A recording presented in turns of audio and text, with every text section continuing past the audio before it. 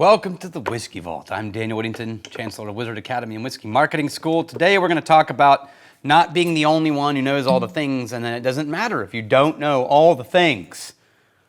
I'm drinking a Balcones that I also had in my office because I wanted this one specifically. Oh yeah. Okay. So, I was talking about this with Emma, and I'll get to our conversation when I was sitting on the back deck the other day. But first, I'm going to say, if you want to grow a business as opposed to just start a business, you can't be the one who knows all the things in the business. That's a weakness of nerds and entrepreneurs, which is that you get involved, let's say in business, in an industry, and you immediately want to do a deep dive on every single aspect of the business. Or you get into whiskey and you want to do a deep dive on everything from grain to brewing to distillation and aging and blending, and you just want to know all the things. And then you start a distillery, and then you have to know a little bit about everything because you're the one doing everything. So you have to understand how to work with the farmers and how to pick your grains and where your grains should come from and how to test to make sure that they're any good. And then you have to ferment and grind things, and then you have to distill and run a still. Then you have to barrel and blend. But you also have to know, bookkeeping and how to pay your taxes and how to follow employment code and local permit structures and like rules on bartending and hours and opens and training and certificates and on, and city regulations and on and on. And then you have to learn like what's the difference between a dishwasher and a sanitizer and what kind of equipment and materials need to go into those different things and why would you need a 3-bin sink? Right? It's exhausting and it is absolutely not sustainable in functioning, but we get into the habit, especially as nerds when we like knowing things, right? You get into this idea that you're being, at some level, irresponsible or not doing your job correctly if you don't have a breadth of knowledge of all of the things under your purview. If someone asks you a question about bookkeeping and your answer is, I don't know, it can feel a little bit like you've dropped the ball or you've failed at some level because you're the owner. You should know. And I'll tell you why this came up in a second, but first we're going to talk about Balcones Bottled in Bond Rye. This Bottled in Bond release is specifically the 22, so this is 3 years old now. But you can, still find some of these. And I called Emma and got put on the phone with Gabe and Emma on speakerphone, who are going to be watching this video. And man, did they have information. Loads. So I'll see if I can get it all correct. So my understanding is that all of the rye in this bottle was made by a single man named Elbin on his kitchen dining room table, grown in small pots and harvested one single grain at a time, knighted with a tiny little cocktail sword, and then gently cracked open. I'm just kidding. I don't. No, this is 91% Elbin rye, which is Texas rye. So what's going into the Texas rye is Texas rye grain mostly.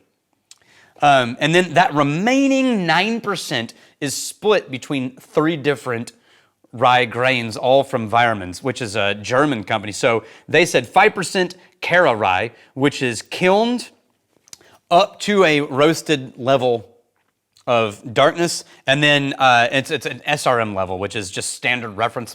It's standard reference method. It's a color gradient for beer, all the way from roasted chocolate malts and all the way backwards to Pilsner and things like that.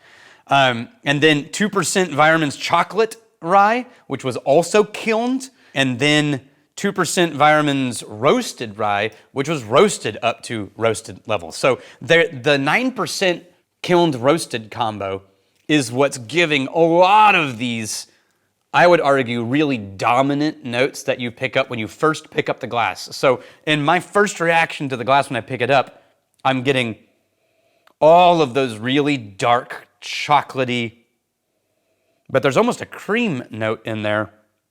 There's dry grass, dried, not hay, but just like dry Texas heat in a field, and the grass is drying out, and you get that mix of dry earth and dry dirt and dry grass. It reminds me, this is really weird, but it reminds me of a smell that I used to have out in the outfield of the baseball fields during summer Little League, in the really hot grass of the outfield of the baseball field. But then you get these like dark roasted nuts, roasted almond, dark chocolate, bitter dark chocolate, a sort of honey sweetness drifting through. These are all new American oak with maybe a little new Hungarian oak. At least that's what I remember. Sorry guys if I screwed that one up. Let's try it.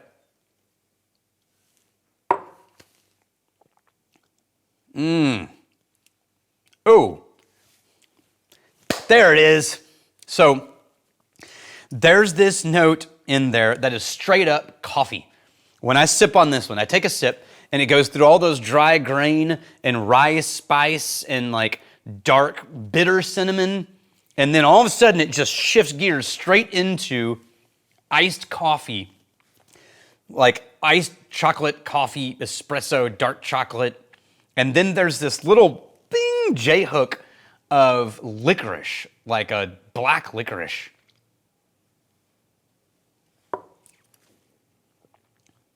It goes right down the middle of the palate and then turns into chocolate licorice for me in like a really cold espresso. This is one of the more unique ryes you will ever try, in my opinion. I've got a lot of ryes on the vault. None of them taste like this. None of them.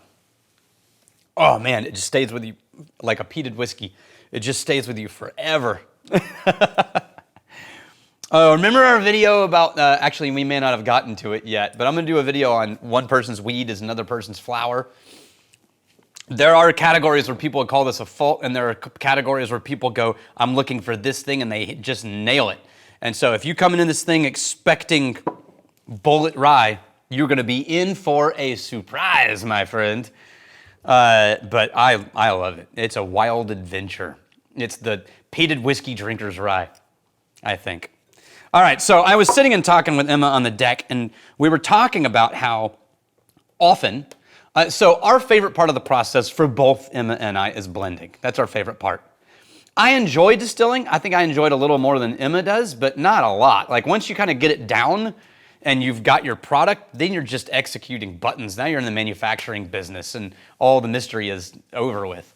Once you've figured out your cuts, which is the fun part, I think, then you're just trying to repeat. And so blending is always a magical experience, and that's my favorite part. That's definitely, of course, Emma's favorite part. She's the blender at Balcones, or a blender at Balcones. And, but we both studied a lot about whiskey. And in any normal room of normal people, our knowledge of whiskey production is very deep and very broad, and we know a lot about almost all of the production process. And then you get into a room full of whiskey nerds or whiskey production people, and they start talking about things you've never heard of, and they start referencing things in distillation and in fermentations that you just have absolutely no idea. And there can be a tendency in that moment to begin to doubt that you belong in this conversation. How could I belong in the whiskey industry at this high level if I don't understand these fundamentals of fermentation that you're talking about? And I think the correct response to that is actually to say, no, that's your job, is to know everything about fermentation. My job is to have a handle on blending. And I'm not going to get in the way of your job, and I'm going to do my job at a high level of excellence. But the best teams don't have 7 people with a massively in-depth knowledge of every single part of the production process. That's not how real growth works.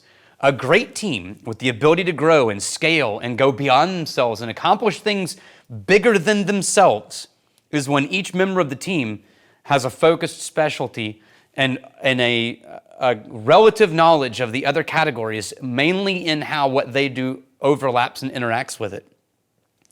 And then they allow each other to be the experts, and they trust each other. That when someone says, we need to do this thing because of this, you got to trust that. I don't know what you're talking about to the level that you do. I'm going to trust that you know what I need in my blending room, and I'm going to trust that you're trying to help me out, not just make your life easier or do less work. Because you know what I need in the blending room, and we're going to trust each other that we are all working towards this big. Now that is definitely the pie in the sky version of the team. I think you can't always control how other people operate and function, but you can control that sort of imposter syndrome that says I don't belong in this room because I don't have an in-depth knowledge of every single part of the company is an asshole, and they're wrong. That voice in your head is an asshole, and it's wrong. And anybody who treats somebody else in the team with disrespect because they lack the in-depth knowledge of their category, also an asshole. Cheers, I guess. Oh man, I'm holding this one for later. Love that funky rye. Cheers to you. I hope that's helpful, and I'm really glad you're here. So, it's good to have in-depth knowledge. If you want to watch a channel that covers a little about a lot of things, to sort of give you a little taste of all the things you don't have in-depth knowledge on, this is the channel. Like and subscribe.